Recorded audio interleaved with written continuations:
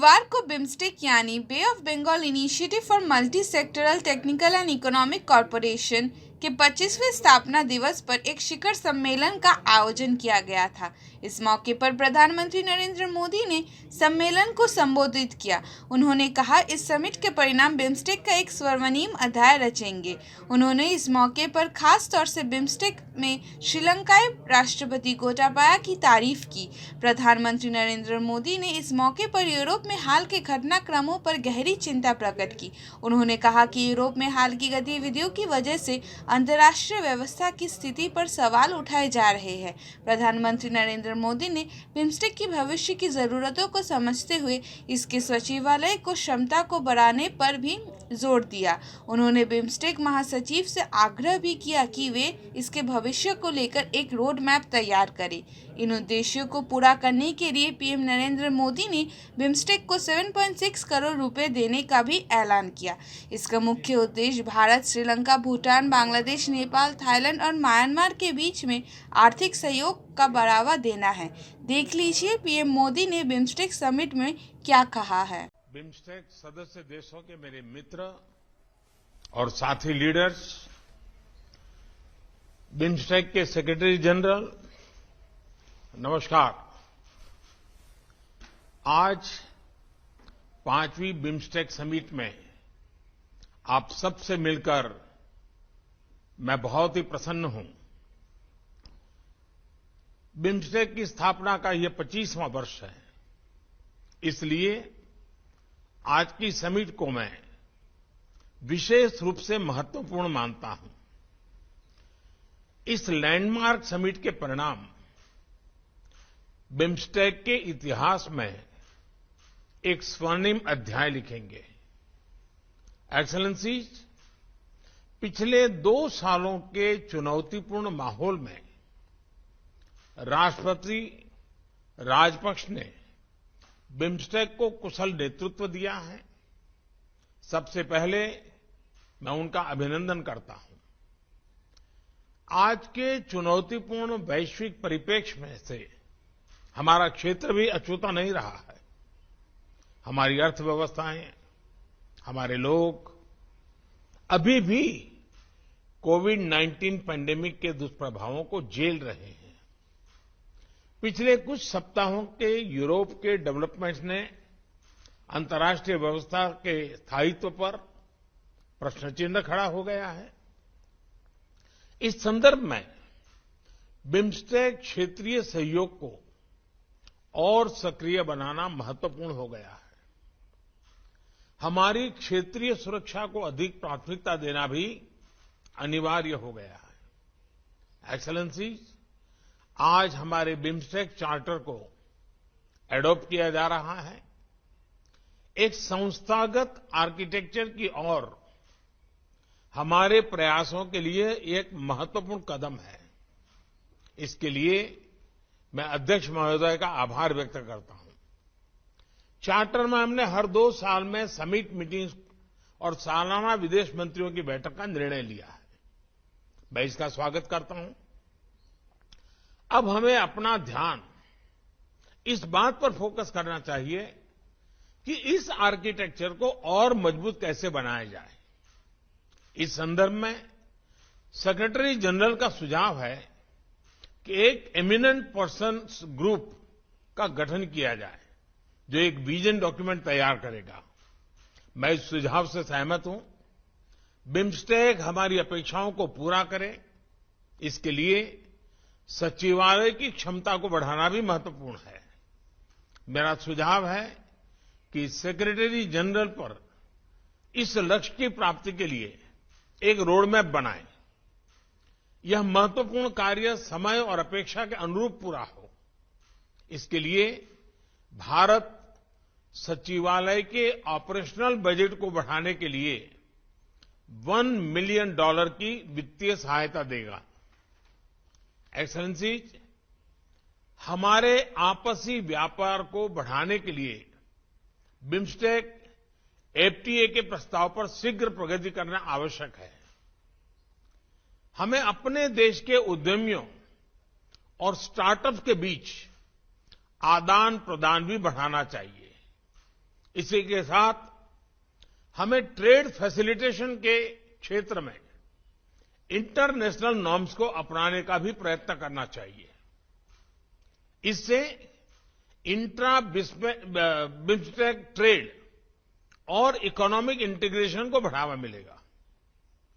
इस संदर्भ में Indian council for research on international economic relations ADB के साथ मिलकर हमारे अधिकारियों की जागरूकता बढ़ाने के लिए एक कार्यक्रम शुरू करने वाला है। मैं आशा करता हूं कि सभी देश के संबंधित अधिकारी इसमें नियमित रूप से शामिल होंगे।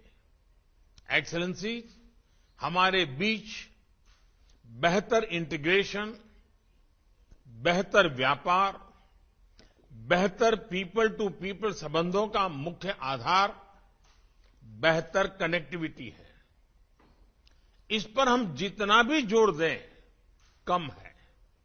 आज हमने बिम्स्टेक के master plan for transport connectivity को एडॉप्ट किया है। इसे तैयार करने के लिए मैं एडीबी का आभार व्यक्त करता हूं। हमें इस मास्टर प्लान के शीघ्र इंप्लीमेंटेशन पर जोर देना चाहिए। इसी के साथ कनेक्टिविटी के क्षेत्र में पहले से चल रहे इनिशिएटिव पर भी हमें तेजी से आगे बढ़ना होगा। बे ऑफ बंगाल में एक कोस्टल शिपिंग इकोसिस्टम स्थापित करने के लिए एक कानूनी फ्रेमवर्क शीघ्र विकसित करना आवश्यक है।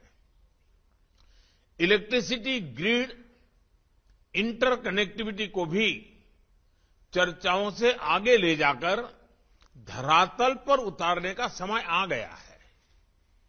इसी तरह रोड कनेक्टिविटी बढ़ाने के लिए भी एक लीगल फ्रेमवर्क की स्थापना महत्वपूर्ण है।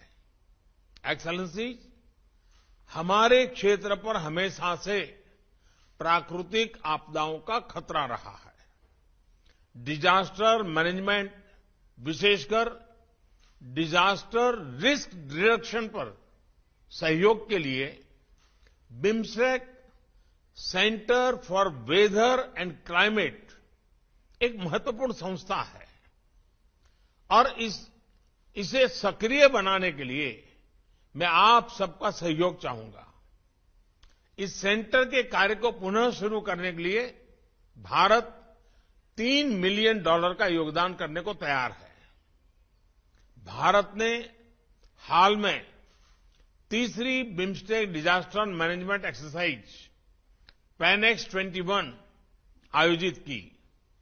इस तरह की एक्सरसाइजेज नियमित रूप से होनी चाहिए ताकि हमारे अधिकारियों के बीच डिजास्टर के समय साथ काम करने की इंस्टीट्यूशनल व्यवस्था मजबूत हो।